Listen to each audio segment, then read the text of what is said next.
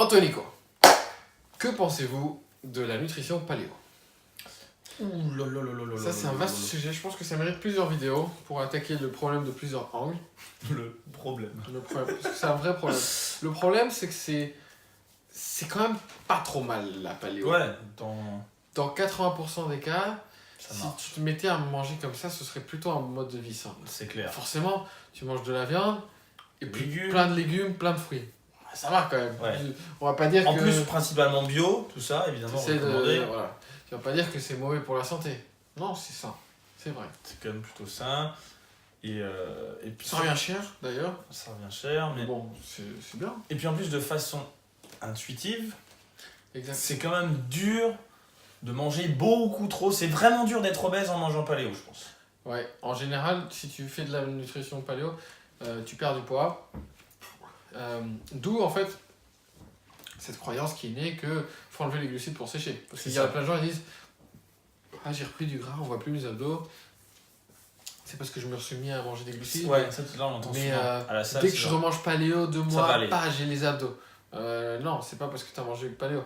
C'est parce que en mangeant paléo, on revient toujours à la même chose, intuitivement, forcément, Tu sans mets des faire calories. exprès, tu coupes des calories. Pourquoi? Parce que le paléo, c'est quoi? C'est des aliments super rassasiants. Des légumes, des fruits, de la viande. Ça laisse de côté tout ce qui est un peu plus dense caloriquement et qui fait qu'en une cuillerée, tu prends beaucoup de calories. Les patates, le riz, le pain. Même les lentilles. C'est borderline, faut pas en manger trop. Forcément, tous les trucs qui sont denses caloriquement se sont laissés de côté. Mm. Et la viande, qui est quand même assez dense caloriquement, on va pas dire le contraire, mais c'est très rassasiant. C'est rassasiant, voilà. Donc tu te retrouves à manger peu de calories, quoi. Et en fait, tu perds pas parce que faut changer la notion. C'est là qu'il faut toujours, on essaye de faire chez notre body, séparer la notion de poids et la notion de santé. Ouais. C'est bon pour la santé quand même, C'est le bon paléo. pour la santé. Des fruits, des légumes et de la viande, bah oui, c'est bien. Ouais, Enfin, on je va veux pas dire, dire. Ouais, non, là on oui. va pas pousser le vice, c'est Alors, dire que c'est pas bien, tu vois. en termes de micronutrition, C'est ça apporte top. plein de bonnes choses à ta santé. Mais tu sais quand même pas ce que tu fais en fait. C'est ça. Tu te retrouves avec un physique soit trop sec, soit tu contrôles pas en fait ta perte de poids. Elle peut être trop rapide. Au contraire, elle peut stagner au bout d'un moment et t'arrives pas à avoir le résultat que tu veux. Parce que c'est la confusion entre manger sainement et manger pour obtenir un résultat. Et en fait, justement, on va dire paléo pour 80% des gens, c'est déjà pas mal. Tu fais ça, ça suffit. Tu n'auras pas un résultat extraordinaire, mais ça va fonctionner. Maintenant, si tu veux avoir un physique super sec, dessiné, aller chercher les abdos, Ça suffira pas. ça suffira pas. Désolé. Ça va peut-être marcher et tu vas peut-être voir une personne sur 10 pour lequel ça marche. Et tu vas dire, bah si, regarde, pour lui ça a marché. Ouais. Oui, mais c'est un cas particulier, c'est pas la Qui norme. lui, il a juste mangé les bonnes proportions intuitivement sans faire exprès. Et Voilà. justement, c'est ça le vrai problème. Et c'est pour ça qu'on est un peu contre le paléo. C'est que justement, c'est encore un régime restrictif où tu exclus les aliments. Et Et voilà. qu'est-ce qui se passe dès que tu exclus un aliment? Interdiction égale obsession. Donc au bout d'un moment, tu veux le manger. Flash dessus. Tu tout le craques. temps. Le pain, c'est bon. La glace, c'est super bon. Les gâteaux, les glucides, c'est trop bon.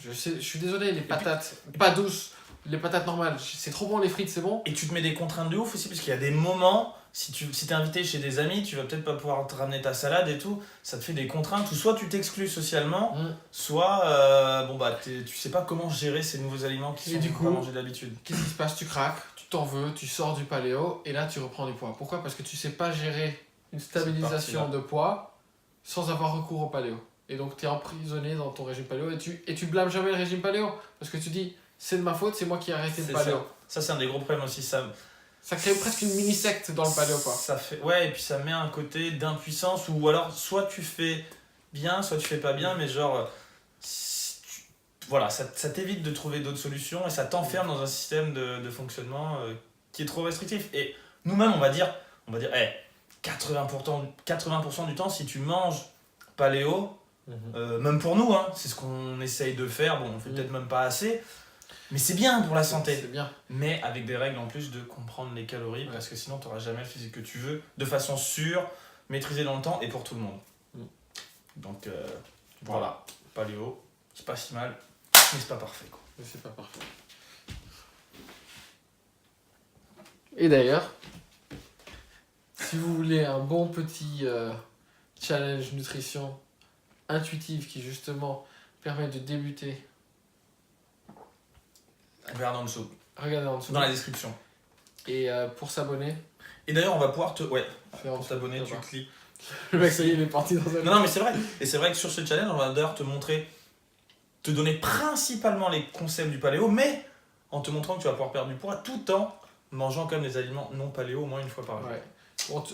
Il y a des concepts qui sont repris du paléo parce qu'on trouve ça bien pour une nutrition intuitive, mais t'as des droits en plus en fait. C'est un peu plus flexible que le paléo qui nous paraît un peu trop restrictif.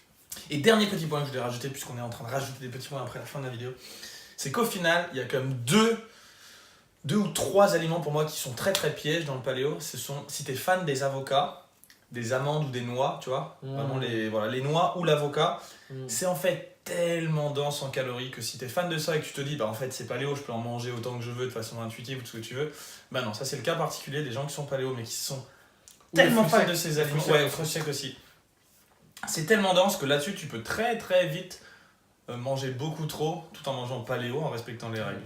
Donc voilà. Attention à ces aliments-là.